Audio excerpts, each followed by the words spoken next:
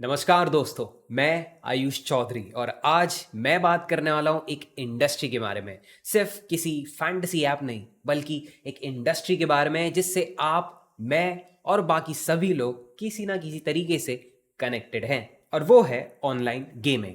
पिछले 2-3 महीनों से आपने देखा होगा चीजें थोड़ी ज्यादा तेजी से पलटी हुई है। सीधा नवंबर से मैं अगर बात करूं तो तब से लेकर आज तक फैंटेसी या फिर ऑनलाइन गेमिंग पर काफी प्रेशर बढ़ चुका है। एक तरफ देख रहे नया कानून बन रहा है तो दूसरी तरफ ईडी की रेड्स नहीं रुक रही। और इस वीडियो में ना हम पुरानी बातों को रिपीट मोड पर नहीं बोलेंगे, सिंपल, क्लियर और स्ट्रेट तरीके से समझेंगे कि भैया चल क्या रहा है और क्या हो सकता है।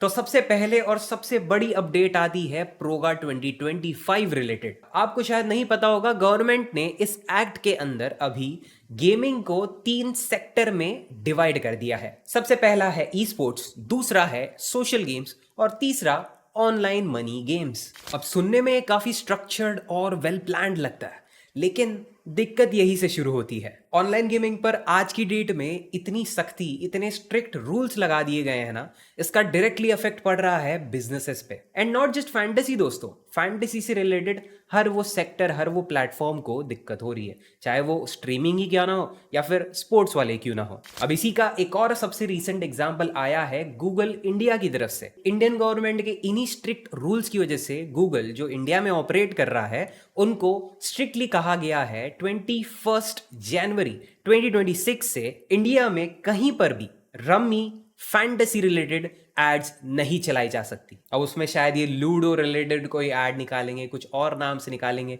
जैसे अल्कोहल वाली एड्स आती हैं, म्यूजिक सीडीज बेचते हैं, तो इस तरीके से शायद आपको एड्स दिखेंगे। लेकिन 21 जनवरी के बाद क्लियर कट फैंटेसी और रमी रिलेटेड एड्स पर बैन लग चुका है। आगे बढ़ते हैं दोस्तों और अब बात करते हैं उन हेडलाइंस की जो नवंबर से लेकर जनवरी तक काफी चली। ईडी की रेड्स पिछले कुछ महीनों से हम देख रहे हैं। बेंगलुरु, दिल्ली, मुंबई, गुड़गांव, इंडिया के ये बड़े बड़े शहर, टेक हब्स, यहां पर जो RMG, real money gaming platform के ऑफिसेस हैं, वहां पर रेड्स की जा रही है। और ईडी की ये रेड्स ना टैक्स के किसी झोल झाल रिलेटेड नहीं, बल्कि उनका मेन फोकस है मनी लॉन्ड्रिंग और क्रिप्टो करेंसी के वॉलेट्स का मिसयूज करना। इसी के बीच में हमने कुछ ऐसे एप्स देखे जिन पर एलिगेशंस उठाए जा रहे थे कि ये अपने बैकएंड में ऐसी कुछ चेंजेस कर रहे हैं, अपने ऐप में ऐसा कुछ डिजाइन बना रहे हैं जिस वजह से जो यूजर है वो हमेशा हारता है। उनका यूजर हारेगा तब जाकर उस कंपनी का फायदा होगा।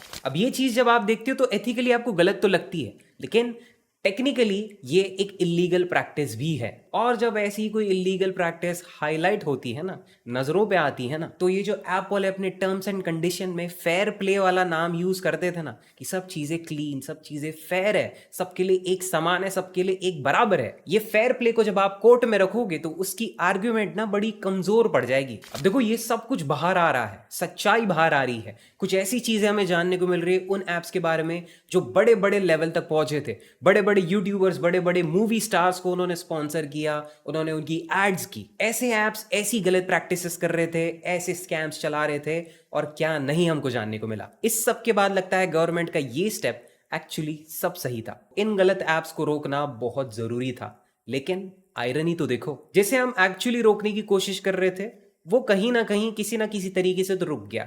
लेकिन जो मेन कल्प्रिट था, ये इलीगल ऑफशोर बेटिंग वेबसाइट्स, इनका क्या? जो इंडिया के खुद के टैक्स पेइंग लीगल एप्स थे, उनको बंद करके अब लोगों में डेस्परेशन पैदा हो रही है। वो डेस्परेट हो रहे हैं अपने पैसे कहीं लगाने के लिए। और कमाल की बात तो यह है कि हमारे इंडिया के खुद के कुछ ऐसे क्रिएटर्स हैं जिनके खुद के वो एप्स हैं, और वो बताते हैं कि वो दुबई वाला ऐप है, वो यूके का ऐप है। बट सच्चाई तो ये है वो ऐप्स उनके खुद के हैं जो वो बाहर से सिर्फ ऑपरेट कर रहे हैं। और हमने मल्टीपल केसेस देखे। एक सबसे बड़ा किस्सा हुआ था स्पॉटिफाई का, जिसके बारे में IKMX, एक यूट्यूबर भी हैं और टेलीग्राम पर फैंटेसी एक्सपर्ट भी, उन्होंने उस ऐप का खुलासा किया था। लेकिन कमाल की बात तो ये कि IKM ने खुद ने ये स्पॉटिफाई ऐप पहले प्रमोट भी किया, और फिर बाद में जब लोगों के बैंक अकाउंट फ्रीज होने लग गए उस ऐप से विड्रॉल लेने के बाद, तो फिर उसका खुलासा करने बैठ गए। अब ये सब चीज़ों का रिजल्ट तो आप तो जानते ही हो, लेकिन कुछ जो नहीं जानते मैं उनको बताना चाहता हूँ।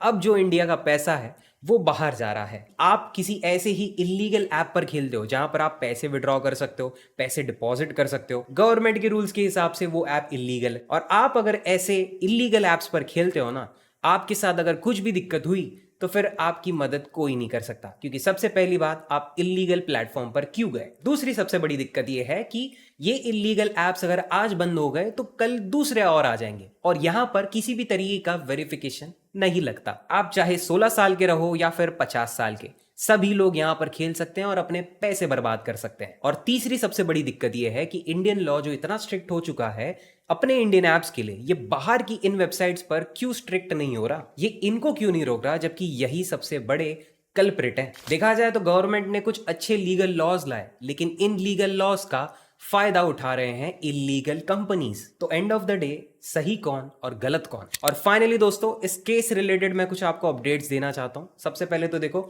सुप्रीम कोर्ट में इन्होंने कॉन्स्टेंटली डेट पर डेट दी है, और जो कि ना ही सिर्फ मूवीज लेकिन रियल लाइफ में भी होते हुए आपको अभी दिख रहा है। आज जब ये मैं वीडियो रिकॉर्ड कर रहा हूं, तारीख है 24 जनवरी। 21 जनवरी की जो तारीख थी वो तो पूरी हुई नहीं। जय सादा की तरफ से हमको ये जानने को मिला उनके ट्विटर पेज पे कि फरवरी की कोई तारीख मिलने वाली है, और वो तारीख पता नहीं, बस फरवरी की कोई तो तारीख रहेगी। बट उसी के एक दिन बाद हमें पता चलता है फरवरी नहीं, 27 जनवरी को होने वाली है, जस्ट रिपब्लिक डे के दूसरे दिन। अब देखते हैं, उसका इंतजार रहेगा। 3 दिन में पता चल जाएगा कि ये हियरिंग होती है, या उस दिन भी इनके पास टाइम नहीं रहता, फिर फेब की कोई तारीख मिल जाएगी। और उसी के कुछ 5-6 दिनों बाद हमें यह भी जानने को मिला है कुछ गाइडलाइंस मिलने वाली है गवर्नमेंट की तरफ से। अब ये प्योरली क्या फैंटेसी के लिए है या फिर ऑल इन ऑल एक गेमिंग इंडस्ट्री के लिए, वो देखना पड़ेगा। तो दोस्तों, यही थे कुछ छोटे मोटे अपडेट्स, ज्यादा कुछ हुआ नहीं था। अगर मैं बात रिपीट करने बैठता तो वीडियो आधे घंटे का हो जाता, लेकिन जो कुछ भी नवंबर से लेकर अब जनवरी के 24 तारीख तक हुआ है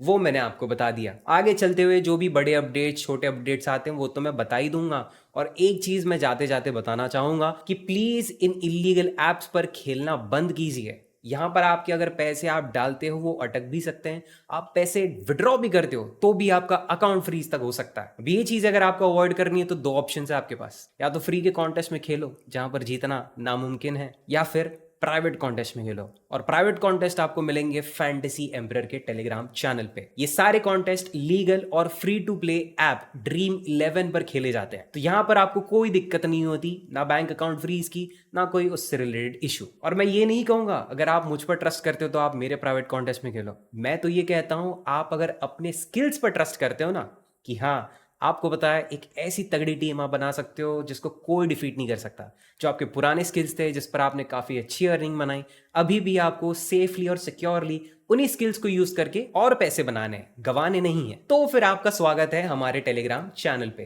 चैनल से जुड़ जाइए और प्राइवेट कॉन्टेस्ट रिलेटेड आपके जो भी सवाल रहेंगे उस सब के जवाब आपको वहीं मिल जाएंगे। एंड दैट्स इट दोस्तों, आज के इस वीडियो के लिए मेरी तरफ से तो इतना ही था। बाकी जो भी मेजर माइनर अपडेट आएगा आगे वो आपको जरूर पता चलेगा इसी चैनल पे। तो सब्सक्राइब करते हुए जाना और वीडियो को शेयर करना अपने उन दोस्तों के साथ जिन्हें अब तक इस न्यूज, इस सिचुएशन के बारे में कुछ नहीं पता। And that's it from me. Thank you so much दोस्तों for watching till the end, and I'll see you in the next one. Bye bye and take care.